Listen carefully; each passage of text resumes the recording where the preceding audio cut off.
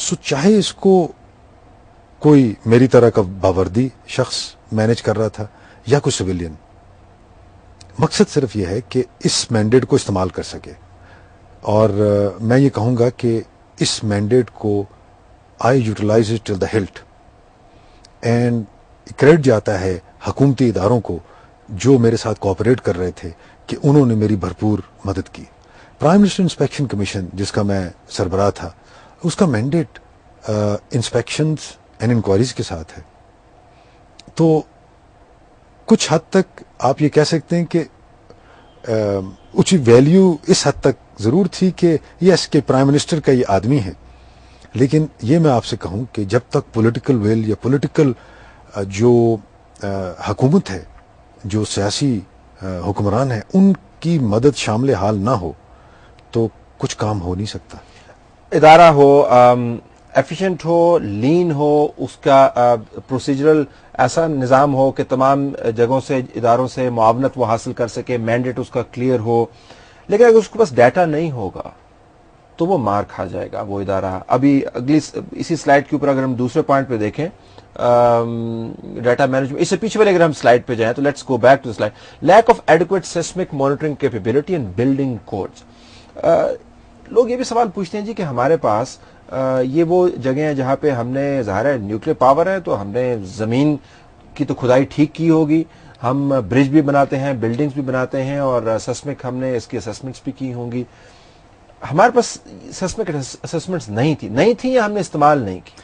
میرے خیال میں جی جو یہ میری ہی سلائیڈ کا حصہ ہے، جو آج کل سیسمک سائنس جس حد تک ترقی کر چکی ہے، تو وہ جو پروبیبلٹی فیکٹر ہے پریڈکٹ کرنے کا کہ جی کس اوقات میں ایک سیسمک ایکٹیویٹی ہونے کے چانسز ہیں، وہ جو سائنس ہے کافی ترقی کر چکی ہے. ہمارے سیسمک مانیٹرنگ اسٹیشن ضرور ہیں، لیکن کہنے کا مقصد یہ ہے کہ ہمارے پاس وہ کیپیبلٹی ابھی تک نہیں ہے جو فالٹ لائن اور سیسمک ڈیٹے کو پریڈکشن یا پروبیبلٹی میں کنورٹ کر سکے، جس کا ابھی وزیر اعظم صاحب نے پرسوں سیمینار میں ذکر کیا. رشین پروفیسر آج میرے ساتھ دوبارہ ان کی ملاقات ہوئی تھی، ہم نے ان کا لیکچر سنا، تو 70% پروبیبلٹی تک وہ کہتے ہیں کہ ہماری اسیسمنٹ جو 70% تک صحیح ہوتی ہیں. فالس الارم بھی 30% از ان ایکوریٹ. لیکن ہمیں اس سائنس کو لے کے آگے بڑھنا ہے. آج ڈاکٹر اشفاق صاحب جو رشین پروفیسر صاحب کے ساتھ تشریف لائے تھے، وہ 20 کے قریب ابھی جو نوجوان سائنٹسٹ ہیں ان کو ٹرین کر رہے ہیں، ان کا پروگرام ہے، اور اپنے ادارے میں وہ اس نئے سبجیکٹ کو، نئے ڈسپلن کو انٹروڈیوس کرنا چاہتے ہیں تاکہ ہمارے پاس بھی وہ کیپیبلٹی آ جائے ہارڈ ویئر کی، سافٹ ویئر کی، اور ایک جو مین پاور ہے ایسی ڈیولپ ہو جائے جو اس ڈیٹے کو لے کے اسیس کر سکے کہ آئندہ ہونے والا کیا ہے. اور یہ کتنی جلدی ہو جائے گا سب کچھ؟ پروفیسر صاحب فرما رہے تھے کہ 3 سے 4 سال اس کو لگیں گے، لیکن اس دوران میں یہ جو دنیا میں مختلف ادارے ہیں، مثلا ماسکو میں ہے اس قسم کا ادارہ، کیلیفورنیا میں ہے، اور ٹرائسٹ جو انسٹیٹیوٹ ہے عبدالسلام صاحب کا کے نام پہ جو بنا ہوا ہے، ان کے ساتھ انہوں نے ابھی کوآرڈینیشن کی ہے تاکہ جو ڈیٹا اویلیبل ہے اس کو ایویلویٹ کر کے ہماری جو زون میں سیسمک ایکٹیویٹی ہے اس سے پروبیبلٹی فیکٹر نکالا جا سکے. ناظرین، ہم بات کر رہے ہیں میجر جنرل فاروق احمد خان صاحب سے جو فیڈرل ریلیف کمشنر ہیں، اور ہمیں بتا رہے ہیں کہ ہم نے پچھلے چند ماہ میں ارتھکویک کے حوالے سے سبق کیا سیکھے اور ہم اس کو انسٹیٹیوشنلائز کس طرح کر رہے ہیں. بریک کے بعد جب ہم آئیں گے تو انہی کی سلائیڈ میں سے ایک اور نقطہ اٹھائیں گے، بلڈنگ کوڈ سے متعلق جو انتہائی اہم ہے کہ ان کی اسسمنٹ کیا ہے اور اس کے اوپر ہمارے سوالات کیا ہو سکتے ہیں. After this break.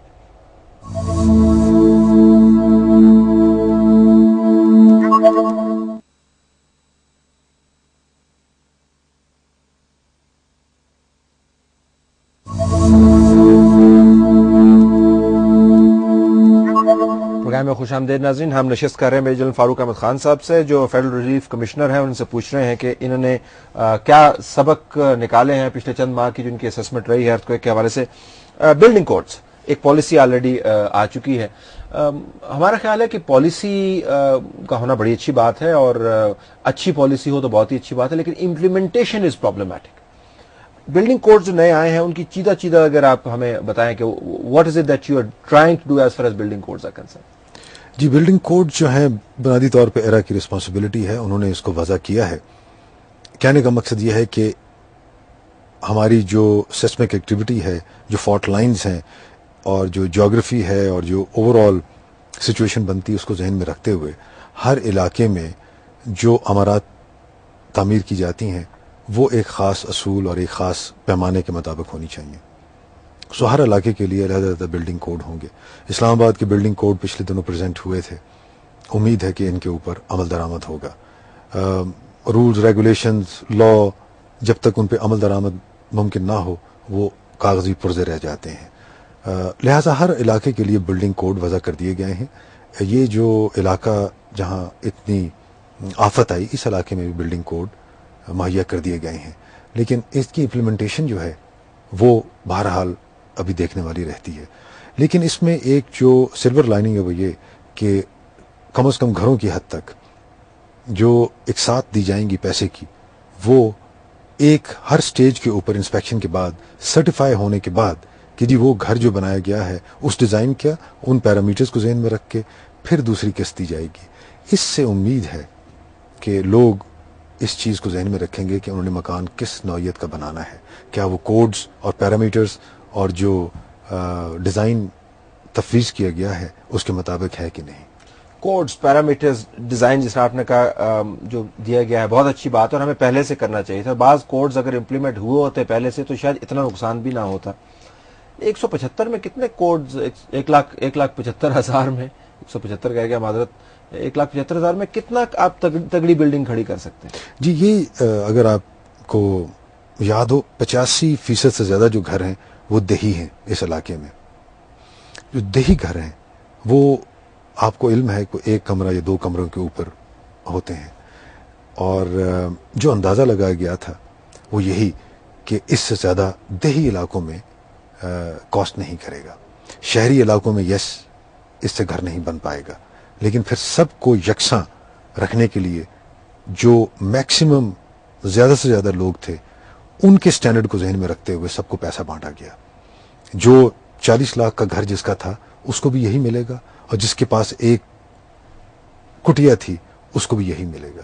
لہٰذا بعض جگہوں کے اوپر تو 40,000 میں گھر بن جاتا ہے. مثال کے طور پہ کالا ڈھاکہ کے علاقے میں جائیں تو وہ لوگ عام کہتے ہیں، انہوں نے کہا جی ہم تو پکے گھر بناتے ہی نہیں ہیں، کیونکہ یہ ایک ایسا جگہ ہے، شاید پاکستان میں ایک ہی جگہ ایسی رہ گئی ہے جہاں پہ ہر 15-20 سال کے بعد جو وہ قبیلہ ہے وہ اپنی تمام جو جائیداد ہے اس کو دوسروں میں تقسیم کر کے ایک سسٹم کے تحت، اگر آپ کے پاس 100 کنال ہے تو ہو سکتا ہے نیکسٹ 15 سال میں آپ کے پاس 3 کنال رہ جائے. سو وہ ٹرن اوور کرتے ہیں. تو ان کا کہنا ہے جی کہ ہم تو پکے گھر نہیں بناتے، ہمیں تو 30-40 ہزار میں ہمارا گھر بن جاتا ہے. کہنے کا مقصد یہ ہے کہ 1,75,000 ایک بہت بڑی رقم نہیں ہے، لیکن دیہی علاقوں کے لیے یہ مناسب قیمت تھی. میں صرف سیفٹی پوائنٹ آف ویو سے میرے ذہن میں سوال تھا. جی، سیفٹی کو ذہن میں رکھ لیں تو اس گھر میں لکڑی، موجودہ پتھر، اور پتھر کے اوپر گیبین لگانی، اور اوپر ٹین کی چھت اور لکڑی کا فریم ہے. کیونکہ جو گھر پکی اینٹوں کے بنائے گئے یا پکے پتھروں کے بنائے گئے لیکن گیبین نہیں آیا، اور اس